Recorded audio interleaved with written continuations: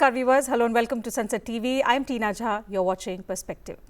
A major overhaul of India's sports governance framework is now on the table. Union Sports Minister Mansukh Mandaviya introduced the National Sports Governance Bill 2025 in the Lok Sabha on Wednesday, a landmark legislation that seeks to transform the way sports bodies function, how athletes are treated, and how sports governance is structured in the country.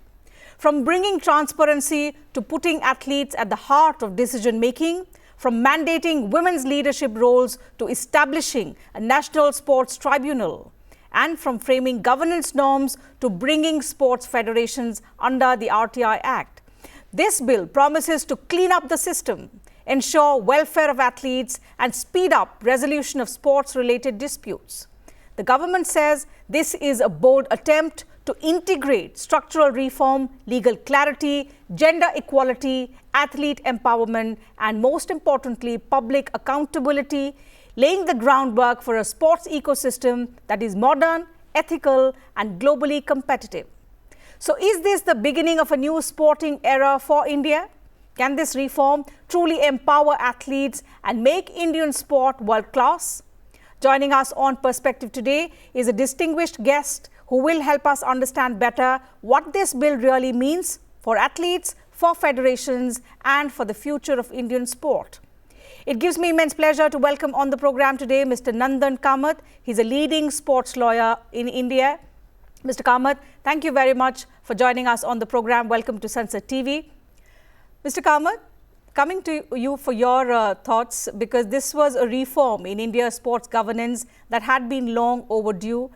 Do you see this bill now finally addressing the legal and the structural loopholes that have persisted in the sports ecosystem for years?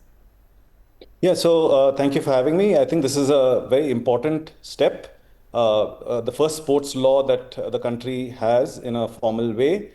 This is not a new idea. It is something that, in fact, in the 2007 draft comprehensive national sports policy, the idea was brought up of having a sports regulator and building a unified structure for sport.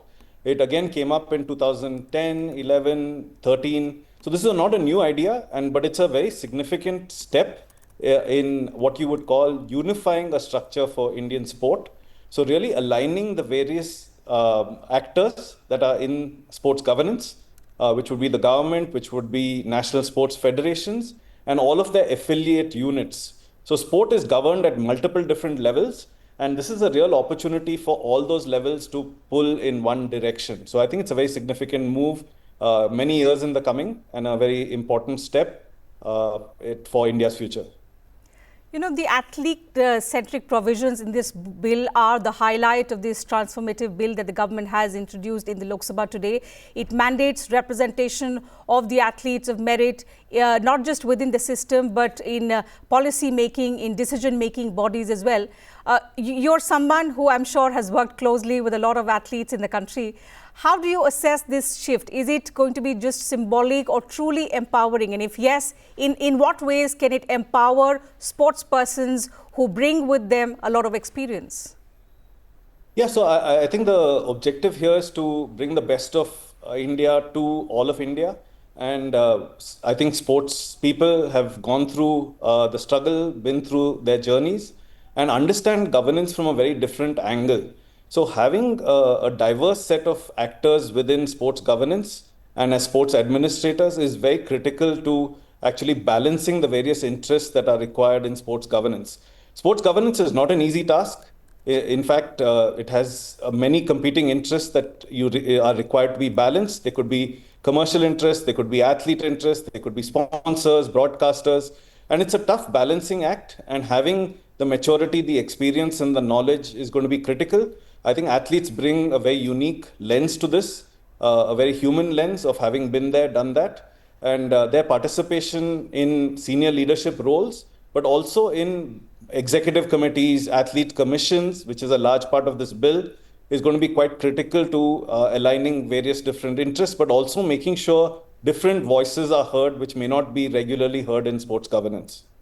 Certainly, and bringing athletes to the center of policy making, decision making is going to be a reformative step. But how can we ensure that this move does not remain a token measure? So we need to ensure that their voices genuinely influence policies which impact the other sports persons. So going forth, how do we ensure, Mr. Kamath, that this does not remain just on paper, but we need to implement it in spirit as well?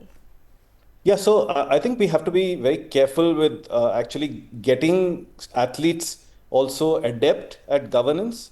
So building strong training measures, awareness exercises, education on governance. I don't think anyone naturally becomes a governor.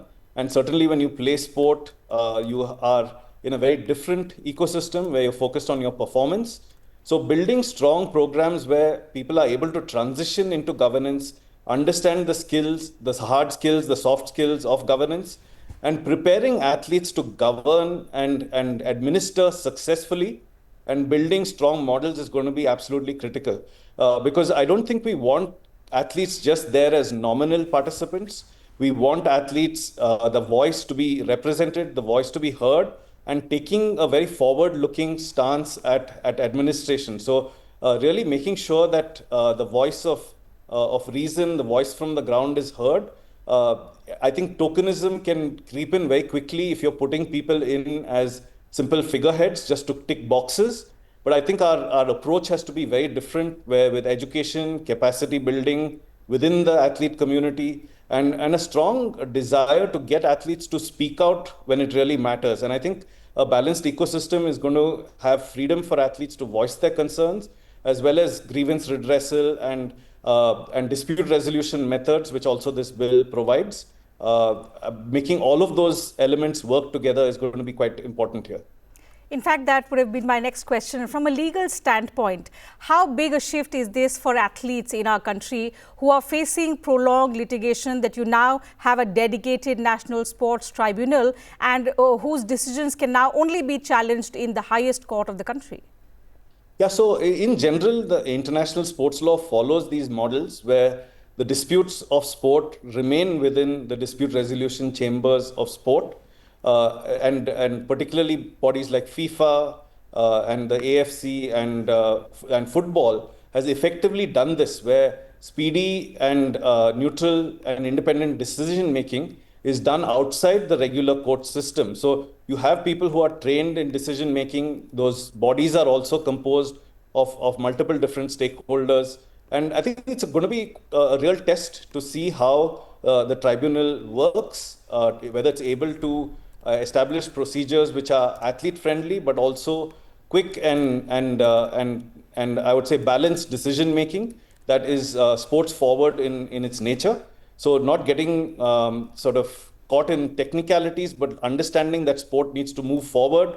The people in dispute have to continue to work together and really building new techniques, which could be mediation, arbitration, and other things to actually get the system moving forward.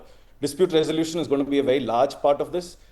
Dispute resolution is important in a well-aligned ecosystem to make sure, again, that different interests are well balanced.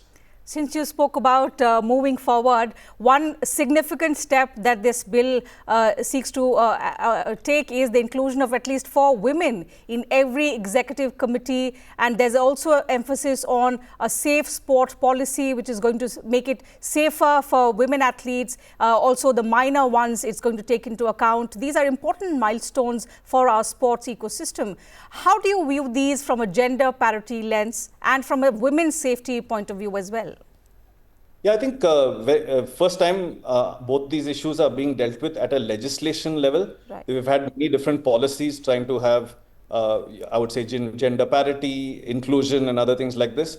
But having it in a legislation has a very significant signaling role to talk about this at the apex level from national sports federations, and having that cascade down the system, I think sends a very strong message right from the top to every single constituent that safety and gender inclusivity are very deeply embedded in this structure.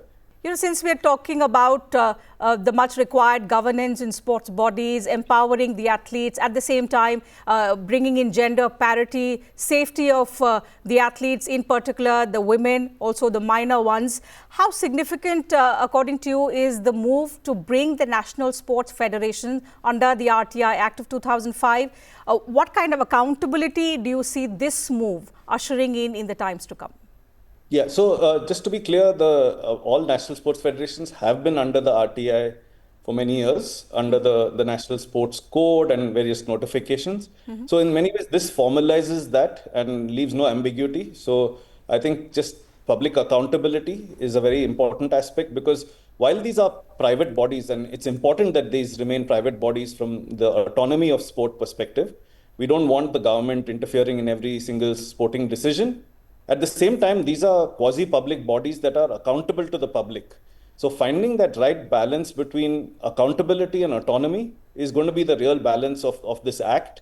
And there, I think the real challenge is continuing to maintain that balance, giving the bodies enough autonomy to act, at the same time making sure that they act in an accountable manner, recognizing that they exercise what is called a public function. So they might be private bodies, but it's a critical public function that they're exercising almost in a monopoly context. So there's only one National Sports Federation, and we all have, as members of the public, an interest in that one body governing well and governing in an accountable manner, but at the same time giving it the freedom to operate in a manner that is looks to its responsibility, but gives it freedom to do the important things that are necessary for Indian teams and Indian athletes to win on the world stage.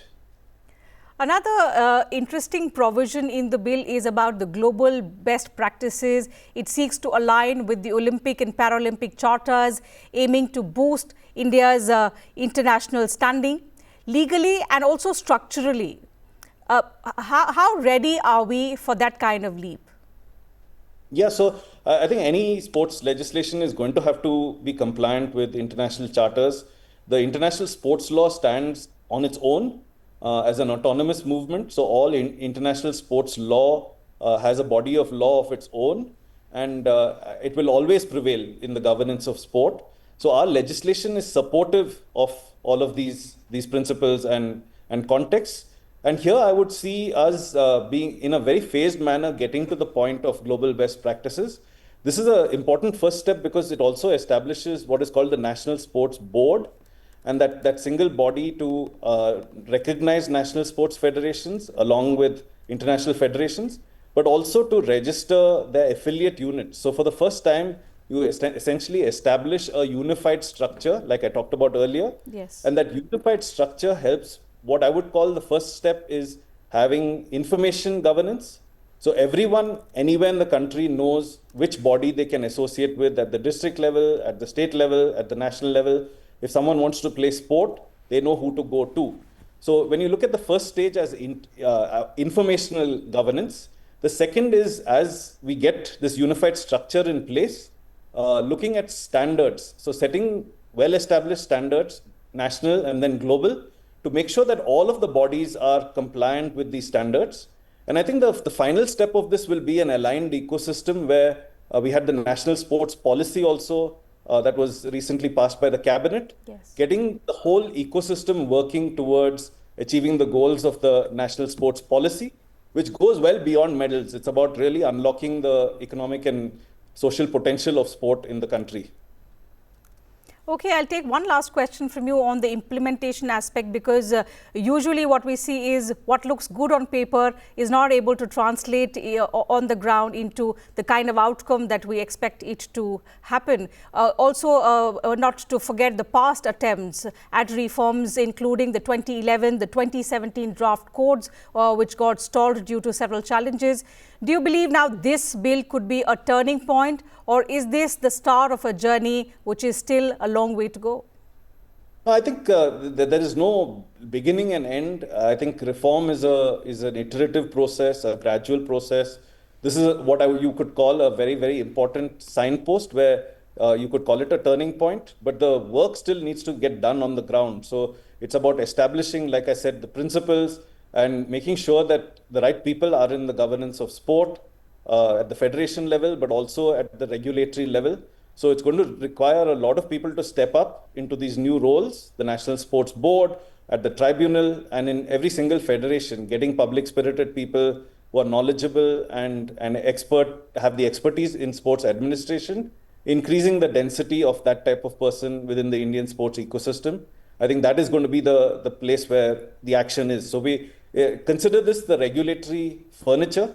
Now, who comes and sits on that furniture is the next step. And there is a lot of distance to travel as well. Without in any way belittling the importance of this move, the distance to travel and the journey ahead is equally significant. And how this legislation translates into practice is where the proof of the pudding is going to be. Absolutely, no doubt. If implemented in both letter and spirit, it's going to bring about a turning point in India's sport journey. So let's hope all of the transformation that the bill promises to is brought about, and we stand as one of the countries having the best sports ecosystem in the world. So with that, we'll have to call it a wrap on this edition of Perspective. Thank you, Mr. Kamath, for joining us on the program, sharing your thoughts with us and our viewers. To you viewers, thank you very much for your time as well.